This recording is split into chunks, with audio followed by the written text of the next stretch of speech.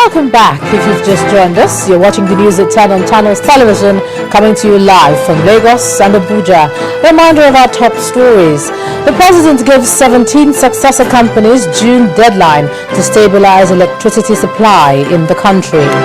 Federal government and NUPENG leadership reach agreement as union puts aside plans for impending strike. Trial of Lagos Speaker for money laundering amounting to 339 million naira stalled again.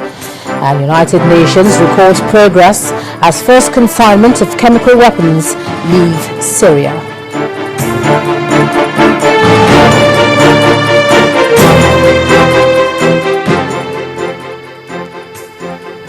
Now, just a quick reminder to you that all our top stories are on our website, channelstv.com, and on youtube.com/channelsweb. To get us on the move, please visit m.channelstv.com to view us live on your mobile device. You can also download the Channels TV app for Android, iOS and Windows phones from their respective stores. Of course, you can take it a step further, interact with the Channels Eyewitness feature on our Android and Windows 8 platforms. So if you have a picture or video to share with us, tap on the application on your device, swipe to reveal the Eyewitness menu, and then follow the instructions to share your reports, pictures and videos.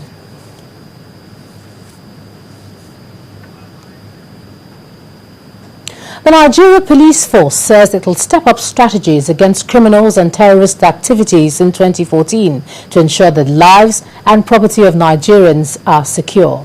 The Assistant Inspector General of Police of Zone 7 Command, covering the FCT, Niger, Kaduna and its environs, Sulaiman Abba, told journalists in Abuja that his men will do everything possible to stamp out hoodlums in these states. He adds that such incidences, as occurred in Kaduna on Monday, where 4 policemen were killed by gunmen, will not be tolerated this year. I want to attribute it mainly to the proliferation of arms, that were hitherto unknown in our society. The fact that people can be accessible to arms now makes violent crimes more, common. But the most important thing is that we must get at the culprits. And let me state it here with all emphasis. What happens in the world over will not happen in Nigeria. That's to say, you don't kill a police officer and get away with it. The same thing will happen in this case. Every effort is being made. We are all involved. But I still want to repeat, there is no way we can achieve the objective, that is to say, of arresting them, perhaps without the support and assistance of members of the public. Well, even as the war against terror is on, 10 of the 30 people killed in the mayhem unleashed by armed herdsmen in Plateau State have been buried today. The gunmen stormed the majority Biram Shongkong village in Riam local government area of Plateau State, killing about 30 people in the process. Eyewitness accounts revealed that the assailants left 25 people injured and razed over 40 houses. The attackers are said to have launched the assault in the early hours of Monday in large numbers, overpowering the villagers and security operatives. The injured are currently receiving treatment at the VOM Teaching Hospital in Plateau State. Meanwhile, the identities of the attackers are yet to be determined.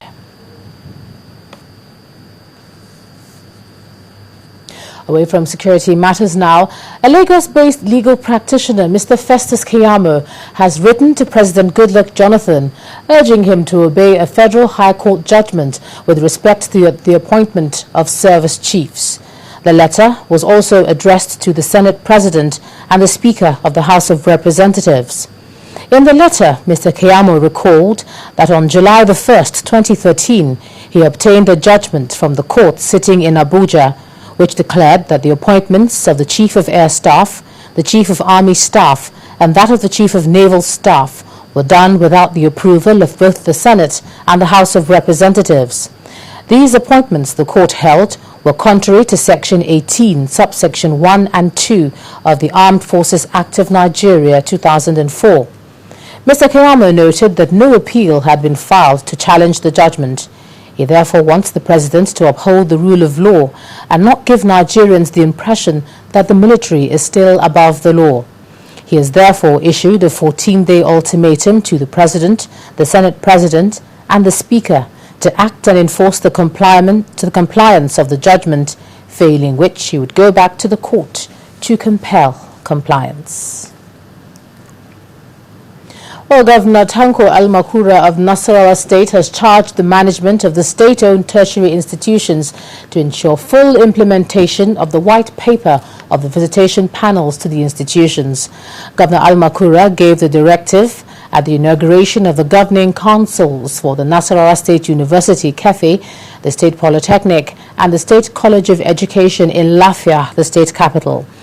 According to the governor, the full implementation of the white papers will ensure the realization of the objectives of tertiary education in the state.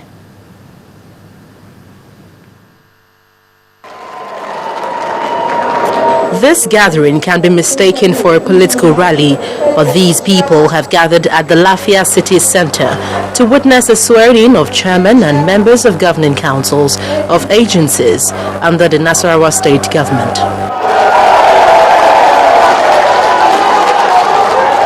The government, in its determination to reposition public service in the state for optimum performance, approved the reconstitution of governing councils for tertiary institutions in the state, as well as several agencies. The white paper on the reports of the visitation panels are being implemented. I am happy to inform you that the appointment of the governing councils of the 3 tertiary institutions is part of this process. I urge governing councils to study the white paper and ensure their full implementation towards the realization of the objectives of tertiary education in our state. But speaking on behalf of the appointees, the chairman of the relevant technology board promised that the various boards will deliver on the mandate given by the state government.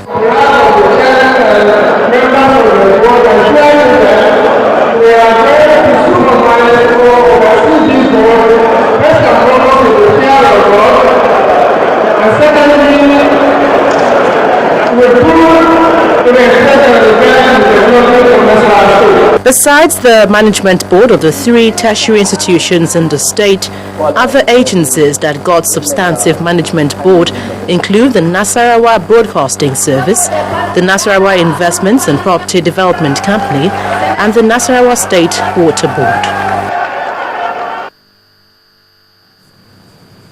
Well, the efforts of the armed forces and other security personnel in the fight against crime seems to be paying off, as the army have recorded successes in these areas. At the inspection and commissioning of some projects embarked upon by the outgoing 13th Brigade Commander of the Nigerian Army in Calabar, the Cross River State capital, the General Officer commanding 82 Division Enugu, Major General Adebayo Olani, urged all security agencies to work together for the benefit of one Nigeria. Exhibited by the other security agencies, I'm talking about the armed forces, that is the Nigerian Navy, the Nigerian Air Force, is unprecedented. And that's why I say, I think I'm a very lucky General Officer Commander to have this cooperation existing. Not only the armed forces, even the Nigerian police, the immigration, the Federal Road Safety Corps, and the NSDC, the Nigerian Security and Civil Defense Corps. They have been wonderful. There is no doubt about that. Of course, the SSS play a vital role. Most of this achievement we're talking about is due to the cooperation of all these security agencies in Cross River and, of course, Akwa Ibom State.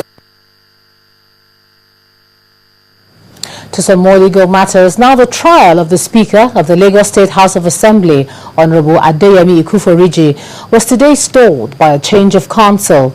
Honorable Ikufariji is standing trial before the Federal High Court in Lagos for allegedly laundering over 339 million naira, charges brought against him by the Economic and Financial Crimes Commission. The EFCC alleged that he and one of his aides, one Oyebode Atoyebi, accepted various cash sums on behalf of the State House of Assembly without going through a financial institution. At the resumed hearing of the case today, the former president of the Nigeria Bar Association, Wole Olanikpekun, told Justice Ibrahim Buba that he had just been briefed by the Speaker to take over the case from the previous counsel, Tayo Oyetibo. The new counsel asked the court for time to study the case file in order to adequately prepare for the defense of his client. Now, after listening to both sides, Justice Buba was forced to counsel Wednesday the 8th and Friday the 10th, which he had earlier fixed for the continuation of the trial. The case was then adjourned to March the 17th.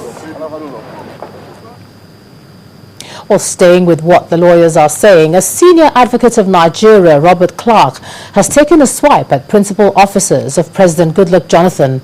Now, Mr. Clark's accusing them of shielding the president from day-to-day realities of society. He goes on to urge political office holders to serve the interest of those who elected them. The presidency, with due respect to those who are advising, are not truly allowing the young man to have a broader view of what Nigeria is, rather than the myopic view. He needs more people around him who can really see things eyeball to eyeball and talk to him, rather than people who want to derive benefits from their nearness to him. If we continue to look at politics as part of executive functions, the more we will be derailing. When Nigerians will realize that once they are elected into a post, political considerations no longer play a role. It is your accountability to the public. But there is no accountability in Nigeria. Once you are elected, you feel you are on top of the world. You disregard your constituency. You work for your own interest. You work for your party's interest. That is not democracy. Still ahead on the news at 10, Rivers State Government presents the 2014 Appropriation Bill to the State Assembly and the House passes it. Well, that's some business news. Please join us again.